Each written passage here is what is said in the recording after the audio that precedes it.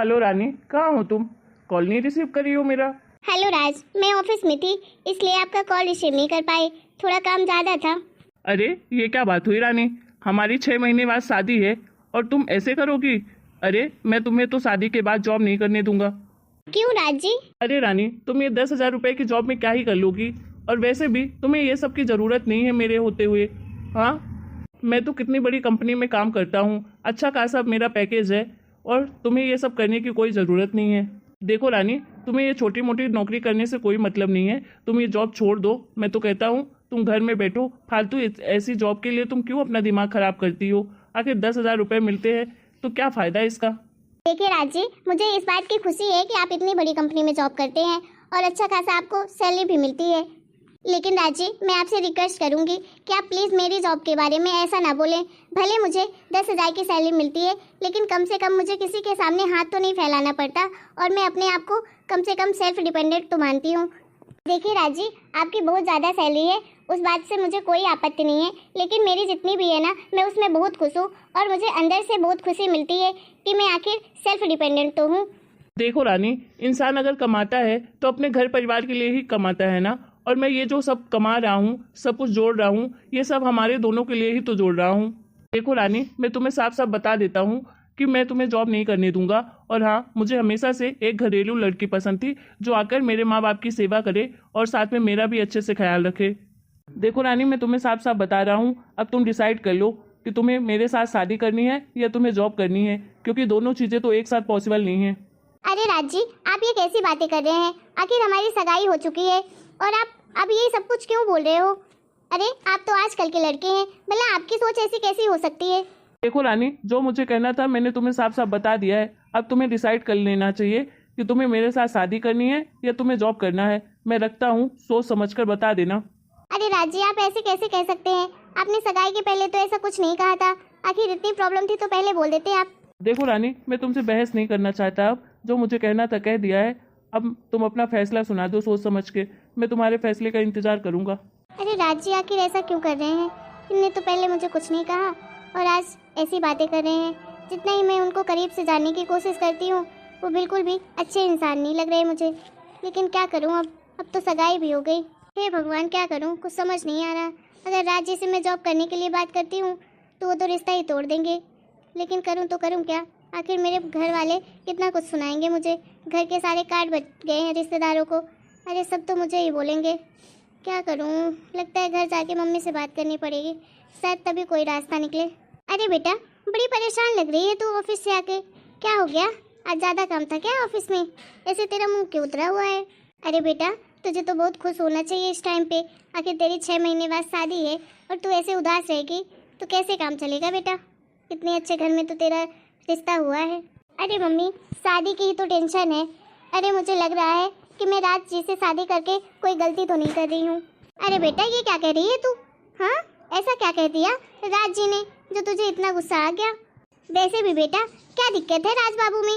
वो तो कितने अच्छे हैं, महीने के 3 लाख रुपए छापते हैं, और क्या दिक्कत है तुझे? और उससे भी बड़ी बात बेटा कि तू अकेले उस खानदान की इकलौती बहू बनेगी। अरे ना उनकी कोई बेटी है ना ही कोई बेटा है दूसरा, तो सब कुछ तो तेरे हवाले ही है ना। अरे बेटा, तू राज करेगी वहाँ जाकर। राज बाबू तुझे ना पलकों में बिठा कर रखेंगे। आखिर इकलौती उस घर की मालकिन है तू। और तो और बेटा, उनके बाप तो कर्नल थे, कर्नल। कितना पैसा है उन लोगों के पास। आखिर उन लोगों का पैसा भी तो आगे चल के तुम्हारा ही होना है उनके जाने के बाद। अरे मम्मी, आप कैसी बातें कर रही हो? पैसा ही सब कुछ थोड़ी ना होता है। कौन सा मम्मी, शादी होने के बाद धन दौलत सारा मेरे नाम ही करवा देंगे।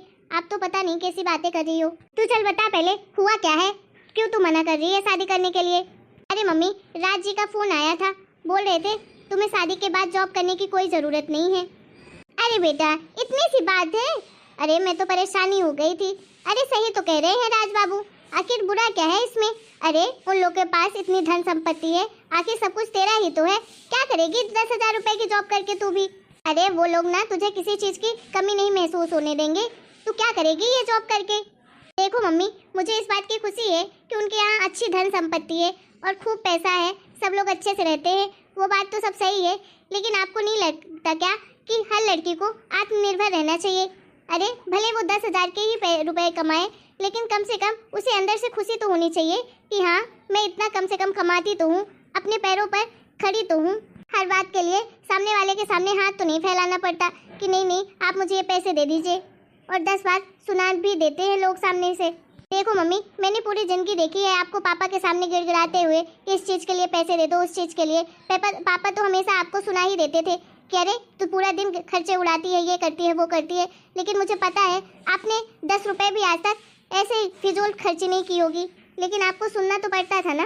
अरे बेटा वो सब बातें तो छोड़, तुझे मना नहीं करना चाहिए इस रिश्ते के लिए। आखिर इतने बड़े घर से रिश्ता तुझे अपने आप चल के आया है। अरे हम तो बहुत किस्मत वाले हैं कि तेरी शादी इतने बड़े घर में हो रही है। और राज बाबू में आखिर कमी ही क्या है? अरे इतना पैसा तो कमाते हैं, अब क्या चाहिए? वैसे भी बेटा अब शादी के कार्ड छप गए हैं, सब रिश्तेदारों के यहाँ भी चले गए हैं, तो आखिर कैसे ये सब पॉसिबल होगा? सगाई हो चुकी है, अगर सगाई टूटेगी, शादी टूटेगी, तो पूरा समाज और रिश्तेदार हमारे ऊपर थू थू करेंगे, हमारी बड़ी बदनामी होगी बेटा। और बेटा अभी तेरी छोटी छोटी 2 बहनें हैं, अरे उनकी भी तो शादी करनी है। आखिर तेरी शादी टूट गई ना तो कोई भी दूसरा इस घर में ब्याह नहीं करेगा अपने बेटे का। देखो मम्मी ऐसी बातें मत करो, अरे आजकल का ज़माना बहुत अलग है और मेरी वजह से मेरी छोटियों की ज़िंदगी में कोई असर नहीं पड़ने वाला। और मम्मी आप तो मुझे बस ये बताओ कि मैं ये शादी करूं राज जी से कि नहीं करूं, क्योंकि मुझे अभी कुछ समझ नहीं आ रहा है। अरे बेटा मैं तो यही कहूँगी कि ये शादी को मना मत कर, ये शादी कर ले, तू बहुत खुश रहेगी शादी के बाद। आखिर राज जैसा दामाद तो किसी को मिल ही नहीं सकता है, और इतना अच्छा खानदान है, इतने पैसे वाले लोग हैं, बहुत खुश रहेगी बेटा तू। कोई पागल लड़की ही होगी जो ऐसे रिश्ते के लिए मना करेगी। ठीक है मम्मी, आप इतना बोल रही हो तो फिर मैं कर लेती हूँ ये शादी। राज जी सुनिए ना। हाँ रानी बोलो, क्या चाहिए तुम्हें? वो राज जी मुझे थोड़े पैसे चाहिए थे, कुछ काम था।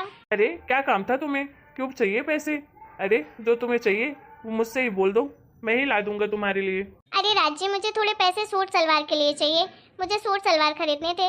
अरे मेरे से इतनी भारी भारी साड़ियाँ पहनी नहीं जाती हैं, शादियों में तो सबने इतनी भारी साड़ी दी कि मुझसे संभलती ही नहीं है, मैं कभी भी इधर उधर गिरती पड़ती रहती हूँ।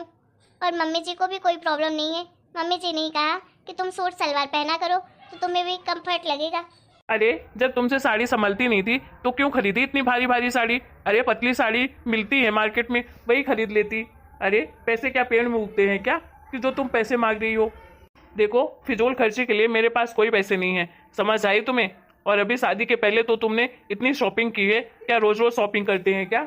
मेहनत करके कमाता हूँ, ऐसे ही तोड़ के नहीं लाता हूँ पेट से, समझ आई तुम्हें? राजी आप ये कैसी बातें कर रहे हैं? आपने तो बोला था शादी के पहले मैं तुम्हारा बहुत अच्छे से ख्याल रखूंगा। अरे मैंने ऐसी कौन सी बड़ी चीज मांग ली जो आप मुझे दिलवा नहीं सकते हो? अरे 2-4 सूट ही तो मांगे हैं, आखिर क्या करूं, अब मुझसे नहीं संभल रही। और सब तो मैंने खरीदी नहीं है साड़ी, कुछ रिश्तेदारों ने भी दी है। अब सब शादी में तो हैवी साड़ियाँ ही पहनते हैं ना, तो वही साड़ी पहननी पड़ेगी मुझे। लेकिन अब जब मम्मी जी को प्रॉब्लम नहीं है तो आपको क्यों दिक्कत हो रही है? बस थोड़े पैसे दे दो तो मैं खुद ही जाके ले आऊंगी। नहीं नहीं, तुम्हें कहीं जाने की रानी जरूरत नहीं है, मैं ला दूंगा तुम्हारे लिए सूट। बताओ कौन सा साइज लगता है तुम्हें, मैं ला दूंगा 2-4 सूट तुम्हारे लिए। अरे राजी ये कौन सी बात हुई भला? आपको कैसे पता कि मुझे कैसे सूट पसंद है? अरे पैसे मुझे दे दो, मैं खुद ही ला लूंगी ना अपने मनपसंद के। आप क्या जानोगे हमारे बारे में, लड़कियों के बारे में पसंद? अरे सूट ही तो लाना है तो मैं खरीद के ला दूंगा। अरे तुमको घर में ही पहनना है, बाहर तो जाओगे नहीं पहन के, तो जो भी ला दूंगा पहन लेना। आखिर सूट ही तो लाना है तो मैं ला दूंगा, अब तो खुश हो जाओ। आखिर राज जी को पैसे देने नहीं थे तो साफ साफ मना ही कर देते ना, इतना बहाना बनाने की क्या जरूरत थी? अरे अब क्या जिंदगी हो गई है मेरी कि मैं अपने पसंद के कपड़े भी नहीं पहन सकती हूँ। हे भगवान क्या करूँ मैं? अरे राज जी को ऐसा क्यों लगता है कि मैं फिजूल खर्ची करती हूँ? अरे क्या वो मुझे कम से कम 2-4 हज़ार रुपये ही दे दिया करें हाथ में रखने के लिए, कभी वो मुझे 500 रुपये भी नहीं देते हैं। वही किसी काम के लिए बोलो तो बोलेंगे मैं ही ला दूंगा। अरे मैं इतनी क्या लापरवाह हूँ, मैं इतना भी पैसे खर्च नहीं करती हूँ कि जो मेरे ऊपर भरोसा नहीं कर सकते हैं ये। मैंने तो मम्मी से बोला था कि मम्मी मुझे जॉब नहीं छोड़नी चाहिए, लेकिन मम्मी ने बोला अरे तुम इतने बड़े घर में जाओगी, बहुत खुश रहोगी, तुम्हें किसी चीज़ की ज़रूरत नहीं होगी। अरे यहाँ तो ज़रूरत क्या, यहाँ तो कोई मुझे 10 रुपये भी नहीं देता है। आखिर भले मैं 10,000 रुपये ही कमाती थी, लेकिन कम से कम अपनी ज़रूरतों की चीज़ें तो अपने मनपसंद से खरीदती थी, किसी के सामने हाथ तो नहीं फैलाती थी मैं। अब तो मुझे यहाँ आकर पाई के लिए तरसना पड़ रहा है, कोई 10 रुपये देने वाला नहीं है। आखिर इतना बड़ा घर, इतना बड़ा कारोबार, इतना पैसा किस काम का, जब मुझे तो 10 रुपये के लिए भी तरसना पड़ रहा है। इस घर में तो मेरी एक नौकर से भी बदतर ज़िंदगी हो गई है। अरे कम से कम नौकर को भी सैलरी मिलती है, वो पैसे मांगता है तो दे देते हैं सब चुपचाप। लेकिन मैं तो कितना भी कहूँ, मुझे कोई 10 रुपए देने वाला नहीं है इस घर में। राज जी तो शादी के बाद बिल्कुल ही बदल गए हैं, मुझे तो एक एक रुपए के लिए तरसा रहे हैं। अरे मम्मी ने भी ना समाज का डर बताकर मुझे ये शादी करने के लिए मजबूर कर दिया, नहीं तो मैं इनसे शादी कभी भी नहीं करती, भले मैं ज़िंदगी भर कुंवारी रह लेती। ऐसे घुट घुट के जीने से अच्छा है कि मैं शादी ही नहीं करती। आखिर मैं इस घर में सिर्फ काम ही तो करती हूँ, बस पूरा दिन काम काम, उसके अलावा तो कुछ भी नहीं है मेरी हैसियत इस घर में। अरे रानी क्या हो गया तुम्हें? आखिर इस टाइम पे तुम इतनी उदास उदास क्यों रहती हो? अरे अभी तो तुम्हारी शादी को सिर्फ 1 महीने ही हुए हैं और तुम ऐसे उदास रहोगी तो कैसे काम चलेगा बेटा? कुछ नहीं मम्मी जी, बस ऐसे ही मुझे मम्मी पापा की बहुत याद आती है, इसीलिए थोड़ा मन उदास हो जाता है। अरे बेटा माँ बाप की याद तो सभी को आती है। अरे अगर याद आ रही है तो तुम लोग दोनों चले क्यों नहीं जाते? एक दिन हो आते 2-4 दिन रुक के, तो तुम्हें भी अपने मम्मी पापा के पास रहने का टाइम मिल जाता और अच्छा लगता तुम्हें। अरे मम्मी जी, राज जी के पास टाइम ही कहाँ रहता है। रुक जा बेटा, आ जाने दो मेरे बेटे को, मैं ही समझाती हूँ उसको। अरे काम का क्या है, काम तो कभी ख़त्म ही नहीं होता, ज़िंदगी भर चलता रहता है। लेकिन ये समय अगर एक बार चला जाता है तो दोबारा लौट कर वापस नहीं आता, और यही तो है असली ज़िंदगी जीने का ढंग। नहीं तो इसके बाद तो बच्चे हो जाते हैं, बस उसी में ज़िंदगी बीत जाती है। अभी तो तुम दोनों के खेलने घूमने की उम्र है, तो अच्छे से तुम लोग को रहना चाहिए, घूमना फिरना चाहिए, एक दूसरे को टाइम देना चाहिए। रानी मैं तुम्हारे लिए सूट लेकर आ गया हूँ। और हाँ, क्या बातें चल रही हैं सास और बहू के बीच में भाई? अरे राज तू आ इधर मेरे पास, बताती हूँ, आज तुझे खूब डांट लगाती हूँ।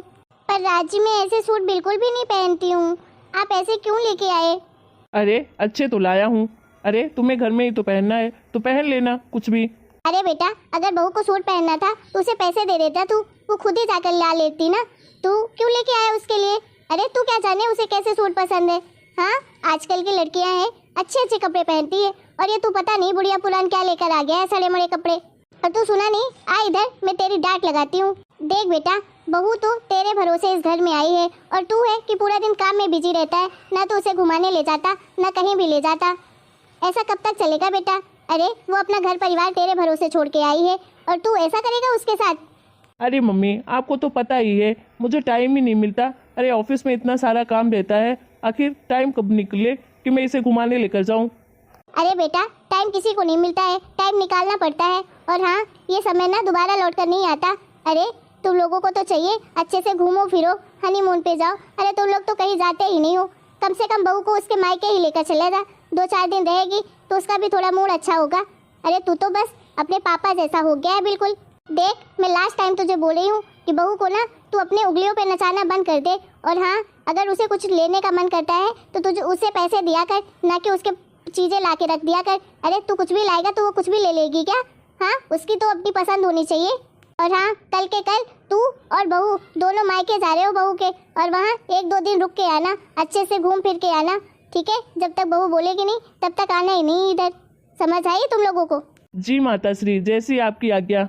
चलो रानी तैयारी कर लो, कल चलते हैं। हेलो दोस्तों, तो कैसी लगी आप लोगों को हमारी ये वीडियो?